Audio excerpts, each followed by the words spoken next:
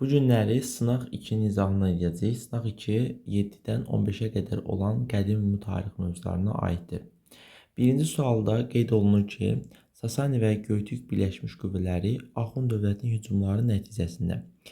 Biz bu birləşmiş qüvvələrin hücumunu 567-ci ildə olduğunu qeyd etmişdik. Və burada A variantda qeyd olunur ki, Eftəlilar dövləti birləşmiş qüvvələri məğlub etdi. Amma biz burada deyirdik ki, Axund, yəni Eftallar dövləti birləşmiş qüvvələrə məğlub olur. Ona görə A variantı səhvdir. Katalon döyüşü heç bir tərəf qalibiyyət əldə etmədi. Katalon döyüşü biz ümumiyyətlə Axund yox, Avropa ona aid etmişdik. B variantı buna görə səhvdir. C variantında Axund dövlətin varlığına son qoyuldu. Bəli, biz dedik ki, 567-ci il bu yürüyüş nəticəsində Axund dövlətinin varlığına son qoyulmuş olur. D variantında səhv, Eftəlilar Hindistandakı geniş əraziləri Sasanilər dövlətinə verdi. Biz bu döyüş nəticəsində ümumiyyətlə Axund dövlətinin varlığına son qoyulduğunu qeyd edirik. Hər hansı bir ərazi verildiyini qeyd etmirik. Axund dövlətinin daxili müstəqilliyini saxlamaqla Sasani dövlətinə tabe etdi. Xeyr, dövlətin varlığına son qoyulmuş olurdu. Ona görə bir də cavabımız C variantı olacaqdır. Sonra gəldik növbəti ikinci sualımıza. İkinci sualımızda Ərəb xilafətinin 8-ci əsr tarixinə aid deyil. Belə bir sual gəlir. İşğal edilmiş ərazilərdə xalq üsyanlarının baş verməsi elə Xürrəmlər hərəkatını misal gətirə bilərik. 8-ci əsr onu yəni aiddir. Ona görə biz aid olmayanı seçməliyik. Paytaxtdan Bağdada köçürülməsi 762, bu da 8-ci əsrə aiddir. Frank krallığı ilə toqquşmaların baş verməsi 732 Puatiya döyüşü aiddir. Hakimiyyətə yeni sülalənin gəlməsi 750-ci ildə Abbasilərin gəlməsi burada 8-ci əsrə aiddir. Sasani İmperiyasının varlığına son qoyulması 651 bu 7-ci əsrə düşür. Ona görə aid olmayan dediyi üçün Y variantı bu suala uyğun gəlir. Növbəti sualımız Eftəlilar dövləti ilə Avropa Hun dövləti arasında ümumi xüsusiyyət. Mərkəzi Asiyada meydana gəlməsi Avropa Hun dövləti Avropa ərazisində olduğu üçün Mərkəzi Asiyaya uyğun gəlməyəcəkdir. A variantı düzgün olmur. Keçək növbəti hissəsinə. Burada işğalçılıq müharibələr nəticəsində dövlət ərazisinin genişlənməsi. Bəli, burada işğalçı müharibə nəticəsində hər ikisinin dövlət ərazisinin genişlənməsini qeyd edəcək. Elə B variantı doğru gəlir. Göytük dövlətinin hücumlarına qarşı mübarizə aparmışdır. Axund, yəni Eftəlilar mübarizə aparıb, amma Avropa Hun aparmayıb. Alan və Qot tayfaların hakimiyyətə qarşı Alan, Qot, yəni Almanların burada üsyanlar qaldırması məsələsi var. Bu da Avropa ona aiddir, Axuna aid deyil. 6-cı əsrin ortalarında ən qüdrətli dövrünün yaşaması Axunlarda Miraqulu xanın dövrü idi ki, ən qüdrətli dövr hesab olunurdu. Növbəti sualımız 4-cü sual. 4-cü sualda qeyd olunan məsələ Avropada Hun dövləti Axund dövlətindən fərqli olaraq, yəni Avropa Hun dövlətinin Axunddan fərqli cəhətini müəyyən edir. Türk mənşəli sülalə tərəfindən idarə olunması bu hər ikisi üçün oxşar cəhətdir. Sasanilər dövləti ilə hərbi ittifaqda olması bu ümumiyyətlə hərbi ittifaq deməyəcək, çünki Sasanilər hərbi ittifaqda olan Göytürklər olmuşdur. B variantı buna görə səhvdir. İşğalçı müharibələrin aparmışdır. Hər ikisi aparmışdır. Bu oxşar cəhətdir. 4-cü əsrdə meydana gəlməsi, hər ikisi 4-cü əsrdə meydana gəlibdir. Bu da oxşar cəhət hesab olunur. Y variantında isə Bizansla ticarət əlaqələrə malik olması, bəli, biz bunu Avropa Huna, xüsusən də 434-cü ildə bağlanmış müqaviləyə əsasən deyə bilərik ki, ticari əlaqələrin mövcud olması, yəni Axundan, Avropa Hunun Axundan fərqli cəhətidir. Y variantı doğru gələcəkdir. Növbəti sualımız 5-ci sual. 5-ci sualda Avropa Hun dövləti ilə Bizans arasında imzalanmış müqavilənin nəticəsində müqavilə 434-də olub, təkrarı 447-də yenidən bağlanmışdır. İki dövlət arasında ticari əlaqələr, bəli, bayaq da bunu dedim, bir uyğundur. Bizansın tacirləri Qərbi Hun dövlətinin ərazisində vergilərdən azad idi. Belə məsələ müqavilənin şərtində yoxdur. Bizans Avropa Hun dövlətinə illik xərac ödəməsi 3 var. Bizans Avropa Hun dövləti arasında Qərbi Roma imperiyasına qarşı ittifaqın formalaşması, belə bir ittifaqın da olduğunu qeyd etmirik. Burada 1-3 doğru gəlir. Keçək növbəti səhifəyə. Növbəti səhifədə deməli 5-ci bəndə baxaq.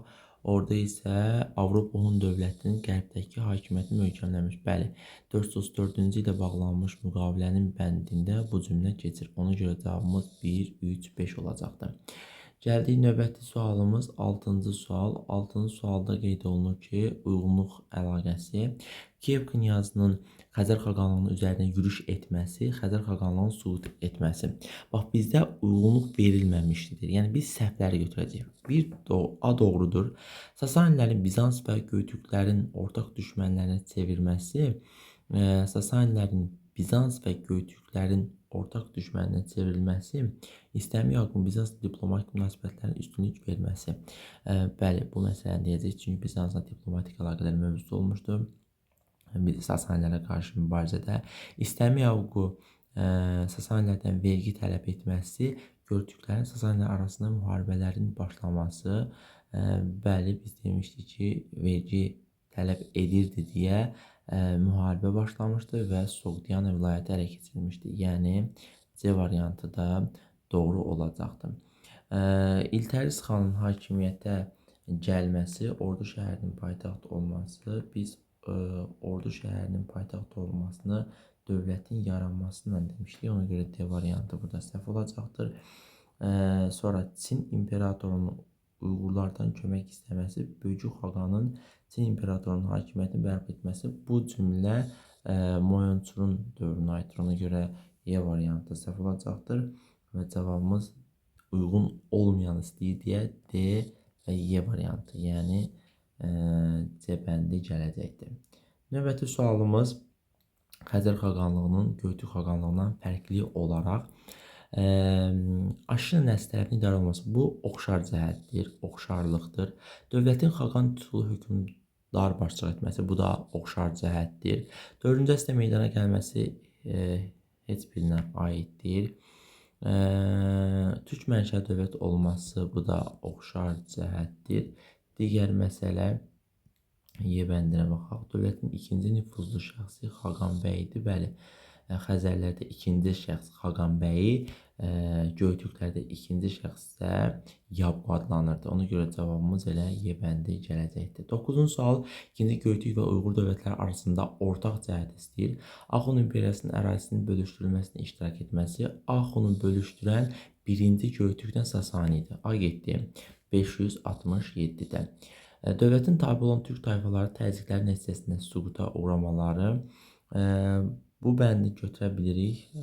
Deməli, tayfaların təzyiqləri və çıxışları nəticəsində hər iki dövlət süquta uğramışdır. Çinə qarşı baş vermiş azadlıq hərəkatı nəticəsində meydana gəlmələri. Xeyr, bu bəli, 2-ci Göytürkə uyğun gələcək, amma Uyğurlara uyğun gəlməyəcəkdir. Ona görə C-ni silirik. 8-ci əsrin ikinci yarısında mövcud olması 744-də deməli mövcud olub Uyğurlar. Bu da 8-ci əsrin birinci yarısına düşün mövcud olma. 744, 682-dən də 744-ə qədər ikinci Göytürklər mövcud olub. Ona görə 8-ci əsrin ikinci yarısına düşmür. Şərqi Avropanın ən uzun ömürlü feodal dövləti deyirsə, biz Bizansı deyəcək burada. Ona görə Y variantı səhvdir. Cavabımız B variantı gələcəkdir. Kürşad üsyanından fərqli olaraq Qutlu xan azadlıq hərəkatı 682-də nəticədə 2-ci Göytürk dövlətinin əsası qoyulmuşdur. Növbəti sualı Qaraxani dövləti üçün səciyyəvi deyil. 11-ci yüzün 40-cı ilin iki yerə bölünmə parçalanması, bəli, Qərbi və Şərqi Qaraxaniyə bunu demişik. Keçək o biri tərəfə. Burada isə B variantında Qaşqar və Balasagun şəhərlərin paytaxta çevrilməsi, bəli, bu bəndi deyirik. Oğuz Səlcuq tayfalarının Xorasanda yerləşməsinə icazə verilməsi, biz Qaraxani yox, Qəznəvidə demişik və icazənin Mahmud Qəznəvi dövründə verilib. Məsudun dövründə isə Xorasan ərazisinin verilməsini qeyd edirik. Bu uyğun gəlmir, ona görə C variantını götürəcəyik. Samani dövlətin varlığına son qoyulub Qaraxani, Qəznə birləşərək 999. İslam mənbələrində Əfrasiya, bəli, doğrudur. Gəldik 12-ci sualımıza. Ərəb dövlətinə aid xüsusiyyətlərdən deyil. Tarix dövrə bölünür, bəli. Ayrı-ayrı müxtəlif divanlar idarə edir, doğrudur. Mərkəzləşmiş dövlət idi, doğrudur. Vilayətlər, əmirlər idarə edirdi, doğrudur. İslamdan əvvəl Bizans və Sasanilər arasında mübarizədə söhbət kökə baxaraq Ərəb dövləti. Ərəb dövləti nə vaxt yaranıb? 630. İslamın yaranması isə 610. İslamdan əvvəl deyirsə, artıq bu məsələ Ərəb dövləti olmuş, yəni bu dövrdə olmuş olmur. Yəni ona görə cavabımız E variantı doğru gələcəkdir. Növbəti sual, birinci Göyçük dövlətinin zəifləməsinin səbəbləri, Qotların Göyçüklərə qarşı üsyanı, ümumiyyətlə Qotların burada üsyanını görmürük. Alman tayfalarının üsyanlarının görməsi biz Avropada demişik. Hakimiyyət uğrunda mübarizə baş verməsi, bəli. Bəzi şəhzadələrin Çinə yaxınlaşması istəməsi, bəli. Nikah diplomatiyalar, nikah əlaqələri olmasını deyirik. 200 ordunun ayrı-ayrı sərkələrə tabe olması, xeyr, Göyçüklərdə belə bir məsələni qeyd etməmişik. Bəli, Buddizmin ölkədə yayılmağa başlamasını demişik. Cavabımız 2, 3, 5 olacaqdır. A variantı. Sonra hər bir məsələ dərslikdə əks olunurdu. Növbəti sualımız Ağun İmperiyasının xarici siyasətinin üçün xarakterikdir. Ağun Sasan dövlətinin asılı salınması biz demişdik ki, 5-ci əsrin 30-cu illərində Axund dövləti Sasanilərin asılı vəziyyətə salıb, eyni zamanda 484-cü ildə Heratın tutulması. Ona görə A variantı uyğun gələcək. Qərbun dövləti 434-cü ildə müqavilə imzalanmışdı Bizansla, yəni 4 olacaq cavabımız. Növbəti sual, Avropa Hun dövlətinin hökmdarı Attila.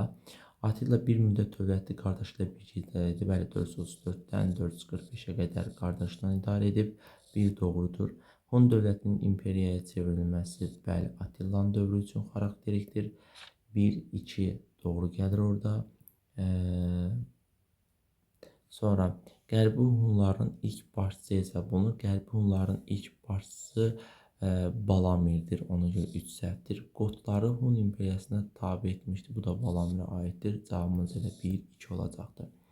Növbəti sual, Sultan Mahmud Qəznəlinin hakimiyyət dövründə baş verməmişdir. Verməmişdir, diqqətli olaq. Qəznəlilər dövlət daha da güclənməsi bu aid olacaqdır. Bəli, daha da güclənmiş. Hindistanı tamamilə işğal etdi. Bax, yoldaşlar, tamamilə burada cümlədə səhvlik olduğunu göstərir. Çünki Mahmud Qəznəvinin dövründə şimal-qərbi Hindistan işğal edilmişdir. Yəni, tamamilə deməyi səhvdir. Ona görə cavabımız elə B variantı olacaqdır. Sonra 18-ci sual, hadisə nəticə əlaqələrinin düzgün verilmişdir. Baxaq, Katalon döyüşünün baş verməsi 451, Qərbi Roma İmperiyasının Atlantik. Burada bu yəni döyüş belə deyək də, hansısa bir tərəfin qalib gəldiyini qeyd etmirik və asıllıq da deyə bilmirik. Ona görə A variantı səhvdir. Sasani və Göytük İttifaqının Eftallar dövlətinə hücum etməsi. Bəli, Sasani və Göytük İttifaqı Eftallar dövlətinə hücumu Eftallar dövlətini süqut etdi. 567-ci ildə B doğru olacaq. Xalqların böyük köçünün baş verməsi, Avropada qullarlıq quruluşunun dağılması. Bəli, bu məsələni də demişdik. Mihraqulu xan Hindistana yürüşüb, bütün Hindistan yox, bütün şimal-qərb Hindistan olacaq deyə ona görə səhvdir. Sasanilərin Göytük dövləti ilə Ağsuvar xana qarşı ittifaq bağlaması Ağsuvar xan olmayıb, Axunlara qarşı olub. Yəni, Axunlara hücum edəndə 567-də Ağsuvar xanın hakimiyyətdə yox idi. Y variantı buna görə səhv olacaq. Cavabımız elə B ilə C doğru gələcək. Baxaq görək B, C hansı variantdadır? Y variantında olacaqdır.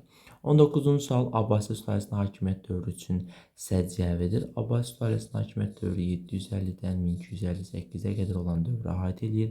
Suriya, Misirin işğalı xəlifələr dövrü üçün xarakterikdir, bir səhvdir.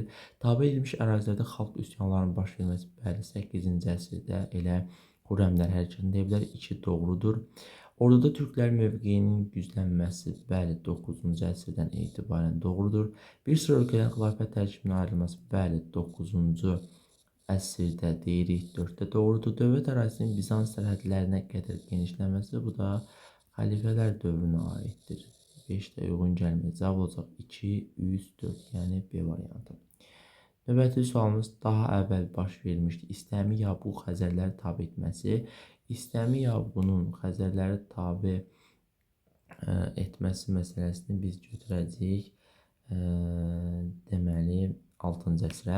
Xəzər xalqının iudaizm yayılması, yəni Yahudiliyin, Müsəviliyin yayılmasından söhbət gedir. 8-ci əsr.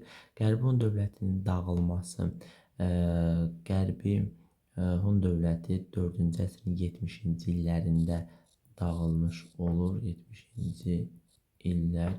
Qırğızların Uyğur dövlətini süquta uğratması 9-cu əsrin 40-cı illəri.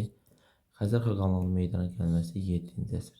Daha əvvəl deyirsə, zaman oxunda ən birinci olanı götürəcək. O da C variantı uyğun gəlir. Sultan Mahmud Qəznəvi aid deyil. Çindən Aralıq dəniz sahilləri qədər geniş ticarət yolları tutması aiddir. 998-1930-cu illərin hakimiyyətdə olması aiddir. Dəndənəkən döyüşünə məğlub olması, Dəndənəkən döyüşündə Sultan Məsud olmuşdur. Ona görə cavabımız C variantı doğru olacaqdır. Növbəti sualımız, baxaq. Düzgün olmayan mülahizə, Əməvilər hakimiyyət dövründə güclü donanma. Bu donanma məsələsində biz Tariqin başçılığı ilə 715-ci il yürüşündə, hətta Cəbəl Tariq boğazını keçərək orada dəniz döyüşlərinin olması və həmin döyüşlər nəticəsində elə Cəbəl Tariqin də Tariqin adıyla bu boğazı belə adlandırma məsələsi var. Yəni detallı olaraq donanma söhbəti keçməsə də biz həmin o məsələyə görə bunu istinad edə bilirik. 7-ci əsrdə ərəblərin Suriya, Fələstin və Misri fəth etməsi düzgün bizdən olmayan mülahizəni istəyir. B variantı uyğun gələcək. Bədir döyüşünü bu 7-ci əsr məsələsi, yəni xilafət dövründə demişdik biz bu məsələni. Bədir döyüşü Məkkəlilər Mədinədəki müsəlmanlar arasında baş verməsi, bəli, 624 C doğrudur. Əməvilər ilk nümayəndəsi xəlifə Möhtəsim yox, xəlifə Muaviyyə olacaq. Ona görə cavabımız D-dir. Ərəb xilafətinin parçalanması İspaniyadan başladı. Bəli, Y variantı doğru olacaqdır. Doğru olmayan, aid olmayan deyirsə D variantı götürəcəyik. 8-ci əsrdə baş vermiş hadisə Qutluq Bilgə Kür Xaqan tərəfindən yeni dövlətin, yəni 744 Uyğurun bir uyğun gəlir. İkinci Göyük dövlətinin süqut etməsi, ikinci Göytürk dövləti elə 744-də Uyğurun yaranmasına ikinci Göytürk dövləti süqut etmiş. 2 doğrudur. Şərqi Göytürk dövlətinin süqut etməsi, şərqi deyirsə 7-ci əsrin 30-cu illərinə aiddir. Ona görə 3 uyğun gəlmir. Moyonsurun Çini asılı hala salınması, bəli, bu məsələdə 8-ci əsrə uyğun gəlir. Cavab 1, 2, 4 doğru gəlir. Götürklərin Sasaniləri qalib gələrək Soqdiana vilayətinin ələ keçirilməsi, bu isə 6-cı əsrə aid olacaqdır. Bizdən 8-ci əsr soruşur. Cavabımız 1, 2 və 4 olacaqdır. Növbəti sualımız Bölgü Xaqan hakimiyyət dövrünə aiddir. Çin ticarət əlaqələrinə nəzarət etməsi. Burada Bölgü Xaqan dövründə bəli, Çinin ticarət əlaqələrinə nəzarət edilməsi bu dövrə aiddir. Ölkə ərazisində Maniçilik dininin yayılması, bəli, Bölgü Xaqan dövründə Maniçilik yayılmışdı. Hətta bunu Uyğurlar sonraki dövrlərdə qəbul etməmişdi. Çünki Uyğurlar döyüşkən millət olduğu üçün bunu qəbul edə bilmirlər. Ordu şəhərin paytaxt olması dövlət yarananı Qutluq Bilgə Kür Xaqanın dövründən etibarən. Mərkəzi digər türk tayfalarının tabe edilməsi Moyonsurun dövründən etibarən idi. Yəni, ona görə cavabımız 1 ilə 2 olacaqdır. Qaraxanlı, Qəznəvi dövlətləri arasında ortaq xüsusiyyəti müəyyən. Xarici müdaxilə nəticəsində süqut etmələri, amma deyil məsələsidir. Bəli, hər ikisi xarici müdaxilə nəticəsində süquta uğramışdır. Qaraxanilərin Qarakitaylar və Xarəzmlər tərəfindən yürüşlərin edilməsi 13-cü əsr və bu nəticəsində Qaraxani dövləti süqut etmişdir. Yəni, dərslik bunu bizə bu şəkildə deyir. Qəznəli dövlətinin isə biz Gürcülər tərəfindən yürüş etdiyini demişdik. Hindistan ərazisinin fəth edilməsi, Hindistan ərazisinin fəthi Qaraqanilərə aiddir. Daha doğrusu Qəznəlilərə aiddir, Qaraqanilərə aid deyil. İşi doğrudur. Mahmud Qəznəvi ortaq xüsusiyyətlər deyil. Somalilər üzərinə uğurlu yürüş 999, uğurlu yürüş 999 olub ortaqdır. İslam rəsmi olaraq deyirsə, rəsmi biz bunu sadəcə Qaraqanlılara götürəcəyik. Yəni 4 də ortaq olmayacaq. 2 hissəyə parçalanaraq zəifləməsi bu sadəcə Qaraqanilərə aiddir. 11-ci əsrin 40-cı illərində cavabımız 2, 4 və 5 olacaqdır. Növbəti sual xronoloji ardıcılığı müəyyən edin. Bumi xaqan Avar xaqanlığına qalib gəlməsi 552. Birinci Göyük dövlətin 2 hissəyə parçalanması biz bunun deməli 6-cı əsrin 80-ci illəri əvvəl 588 il verirdi. Göytüklərin Axunların torpaqlarının bir hissəsinə sahib olması bu isə deməli Göytüklə Sasanilər birləşib hücum etmişdi 567. Xəzər xaqanlığının yaranması 7-ci əsr. Xronoloji ardıcılıq deyirsə, deməli biz başlayacaq 1, ondan sonra 3, 2, 4. Cavabımız 1, 2, 3, 4 olacaqdır. Növbəti sual uyğunluğu müəyyən edin. Şimal-Qərbi Hindistan deyirsə bu Mihraquluya Sasani hökmdarının taxta gəlməsinə kömək etməsi. Burada isə biz bunu Ağsuvarın dövrünə aid eləyəcəyik. Ondan sonra digər tərəfə baxaq. Digər tərəfdə isə qeyd olunan məsələləri mən oxuyuram. Qot və Alan tayfaları ilə mübarizə aparması. Qot və Alan tayfalarından mübarizəni Balamirin dövrünə aid eləyəcəyik. Qərbi Hunların ilk başçısı hesab olunması. Qərbi Hunların ilk başçısı deyirsə, bu Tanrı xana aiddir. Ona görə D variantını heç birinə götürməyəcəyik. Hakimiyyət dövründə dövlətin ən qüdrətli dövrü deyirsə, bu Mihraqulunun dövrü olacaqdır. Yəni yeni də 3-ə aid edəcək. Cavabımız oldu 1-ə C, 2-ə B, 3-ə A, Y.